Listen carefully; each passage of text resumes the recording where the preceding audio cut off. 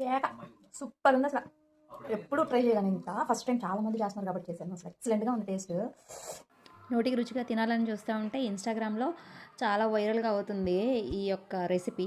దాన్ని రెసిపీ అంటారో దాన్ని మంచిగా అంటారో ఏమంటారో తెలియదు. మొత్తానికైతే ఒక జాంకాయ అనేది కనిపించింది ఇంట్లో. దేవులాడాను తినేదానికి ఏముందని చెప్తే జాంకాయ దొరికింది. చూడండి, దాన్ని కోయడానికి ఇన్ని సాహసాలు చేస్తున్నాను నేను.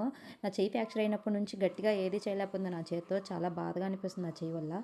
సో గిన్నెలో ఒక స్పూన్ సాల్ట్ వేసుకోండి. ఆ తర్వాత ఒక స్పూన్ కారం వేసుకున్నాను.